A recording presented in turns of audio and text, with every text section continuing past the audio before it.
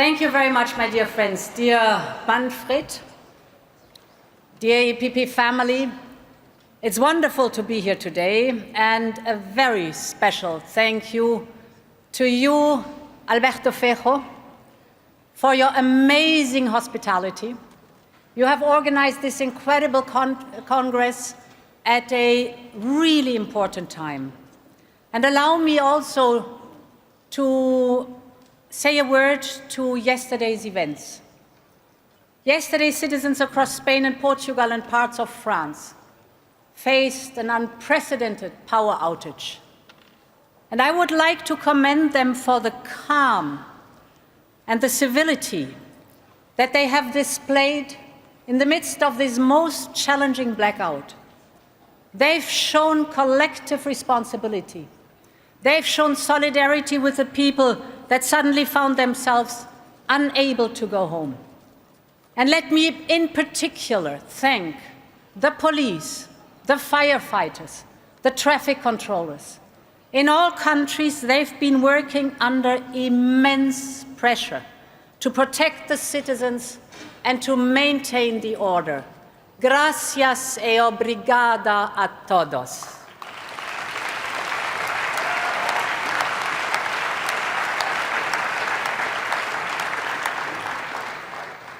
This EPP Congress is a reunion of friends, and I particularly want to pay tribute to my dear friend Manfred. Manfred, you are known as an outstanding leader. Last summer, it was an honor and it was a pleasure to hit the campaign trail with you. And my friends, look at what we have achieved together. We scored a resounding victory in the European elections. We are by far the largest group in the European Parliament. Roberta's leadership won her a second well-deserved mandate. And we have one of the largest EPP teams ever in the European Commission, and it's great to see so many of you here today. Dear Manfred, you have made EPP strong. And a strong EPP means a strong Europe, so you have my full support to lead us for another term as President of EPP.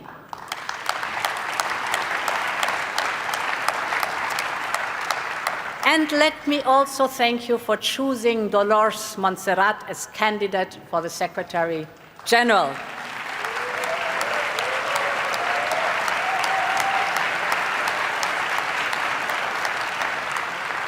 Dear Dolores, thank you for putting so much passion in everything you do.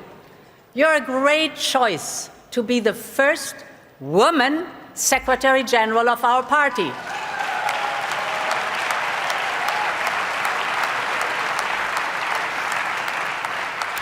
And I think Roberta will agree with me when I say other parties speak of gender balance. We, EPP, we deliver on it. And dear friends, just over a year ago, I stood in front of you in Bucharest to ask for your support. And I remember sharing with you the lesson of my father, that Europe is more than a market. Europe is more than a set of institutions. Europe is more than a union. Europe is our home. And our first mission is to protect the place we call home. It is about prosperity. It is about security. It is about democracy. And this is what we as EPP have promised to the people of Europe. And they have entrusted on us to deliver on this promise, because they know leadership that is equivalent with EPP. As we've shown from Donald Tusk in Poland, to Kyriakos Mitsotakis in Greece, from Petteri Orpo in Finland, to Andrej Plenković in Croatia, from Nikos Christodoulides in Cyprus, to Ulf Kristersson in Sweden, from Luis Montenegro in Portugal to Luc Frieden in Luxembourg, from Ivica Silinia in Latvia to Christian Stocker, we just heard him in Austria, from Zelyaskov Rosen in Bulgaria, to Ili Boloyan in Romania, and in a few days, Friedrich Merz in Germany will join us.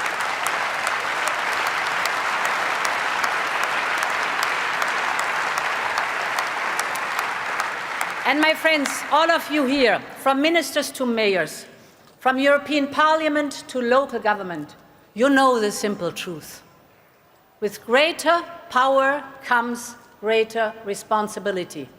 And my friends, today is also the day to say again very clearly, we are willing to take on this responsibility. EPP means leadership, and we will deliver for Europe on all levels. That's our promise.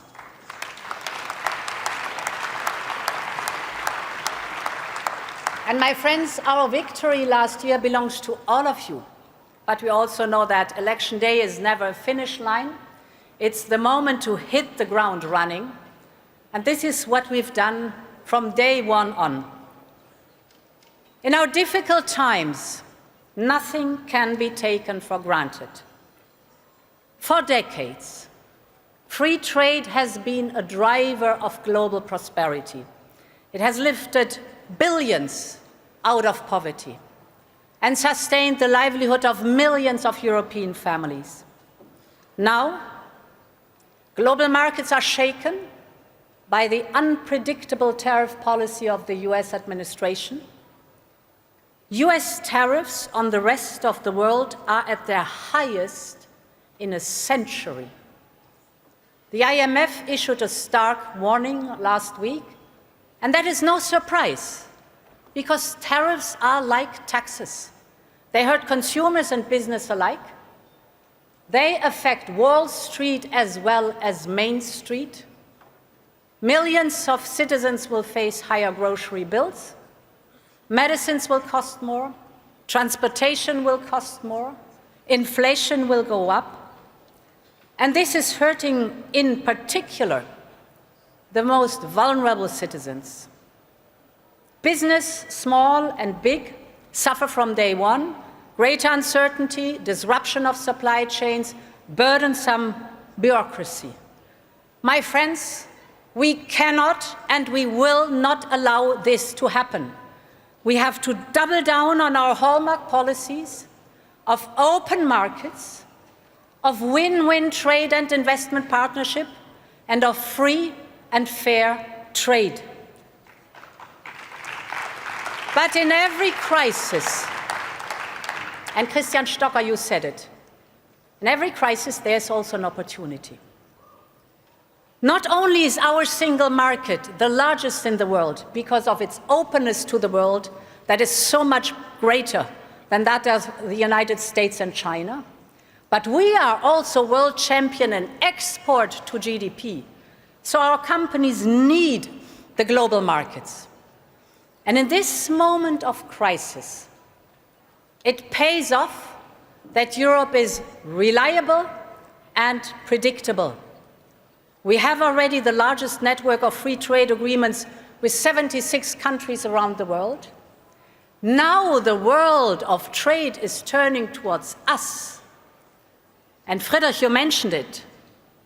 Since last year, we've concluded a new wave of trade deals from Mercosur to Mexico to Switzerland. We're working with India and Indonesia, with the Emirates and Thailand, the Philippines and Malaysia and the Pacific. They all want to deal with us because we are fair, we are reliable, and we play by the rules. So, my friends, let's stay the course, cool-headed and united, because that's who we are, and that's the European way of trade. Let's stick to that. But the key to our prosperity is to put our own house in order and to make business easy right here in Europe. Our single market is a safe harbor for European businesses, a place where they can grow strong, before they set sails on global markets. But we've discussed here today too, the vitality of the single market is held back by too many national barriers, too much fragmentation, too much bureaucracy. And that's why we introduce the now famous omnibuses to simplify and to speed up. I mean, we have so many opportunities, we have to grasp them now. And take just a digital startup in Europe, a digital startup that wants to scale up in the European single market. Instead of having one single rule to deal with across the European Union, this digital startup is facing across all member states over 270 national regulators active in digital networks. This is unbearable. That fragmentation is the key factor why we are falling behind. If we remove all obstacles inside our union, we could boost our own GDP as much as 10%.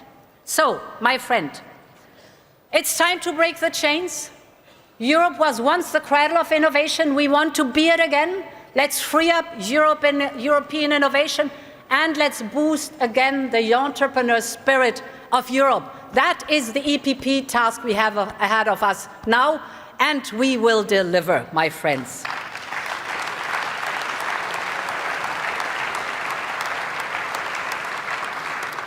And this is the moment to stand up also, not only for our strength, but also for our values. We don't invade our neighbors, and we don't punish them. On the contrary, there are 12 countries who absolutely want to become members of the European Union. That's round about 150 million people. In Europe, children can go to good schools independent of their parents' income. Controversial debates at universities are welcome. We consider freedom of science and research as fundamental, not only because it is a core value of us, but also because this is how excellence and innovation thrives. And this is why Europe is open to the best and brightest. This is why we will make proposals to help them choose Europe. Because we want scientists and researchers from all over the world to make Europe their home and to make Europe the home of innovation again. That's the moment to act right now, my friends. It's a very special moment to attract the best and the brightest. But now is the moment to act. Choose Europe.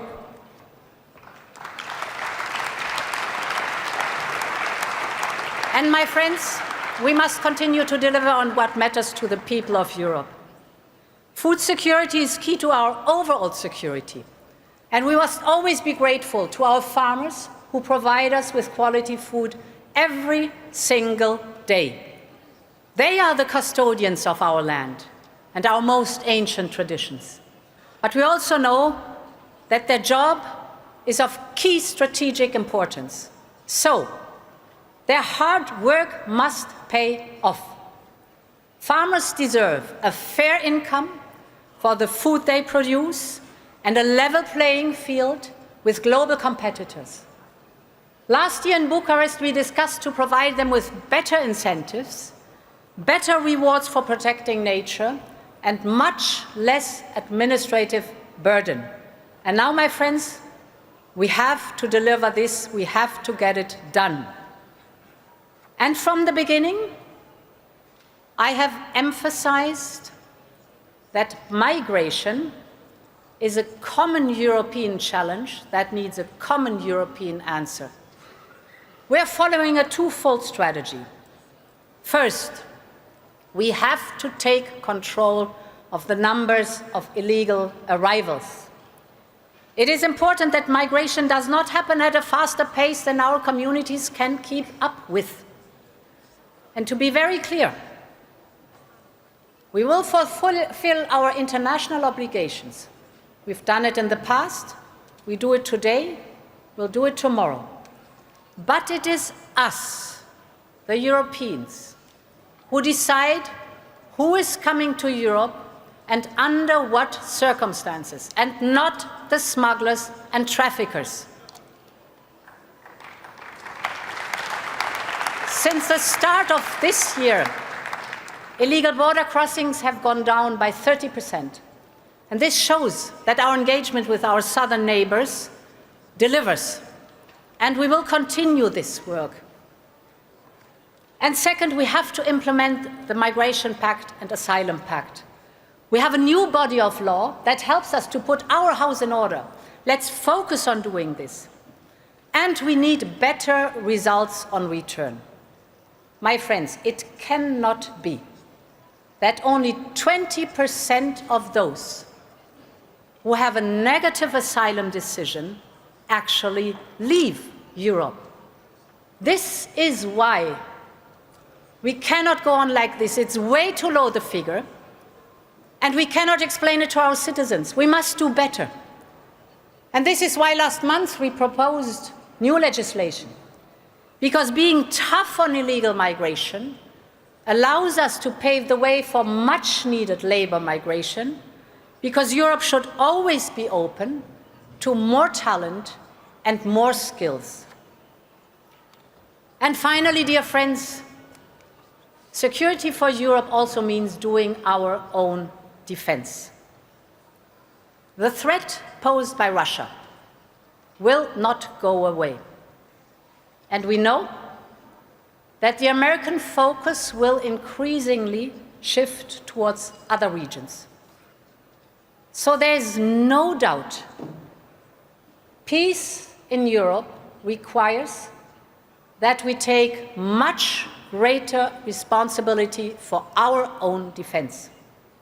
And already at our Congress in Bucharest, we discussed to turbocharge our defense industrial capacity.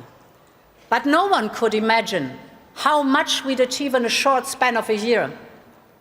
Up to 800 billion euros of investment are now there for our common defense. All 27 member states are on board. New defense partnership with Norway and soon with the UK. We've done more as EPP for European defense in a single year than in several decades. The EPP has always been the party of European defense. And today we are the party that is delivering on the European Defense Union, my friends.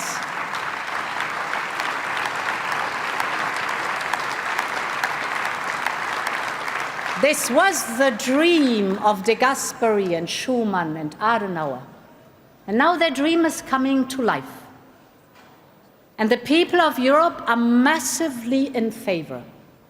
But we also see that the far left and the far right have always opposed this idea.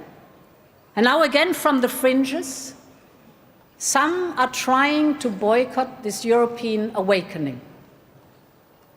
They say Russia is not a threat, and Europe is not the answer. So let me be very clear. Only a strong Europe can protect peace in our continent. And the far right and the far left are not pro-peace. They are just pro-Putin. And we will not allow this to happen.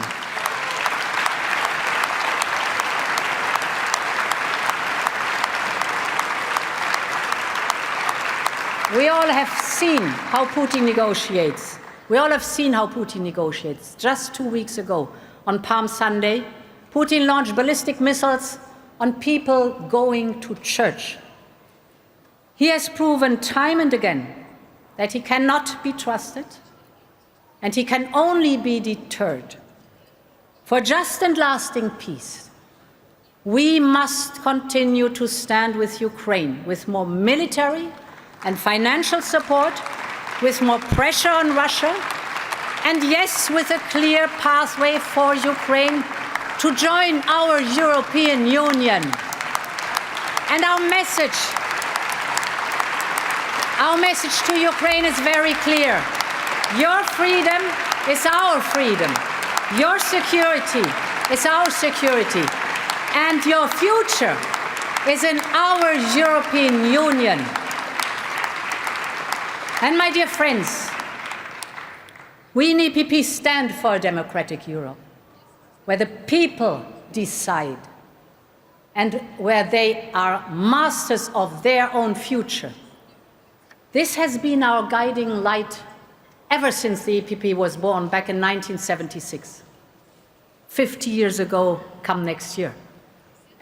That's when our founders joined forces and laid out the first EPP manifesto.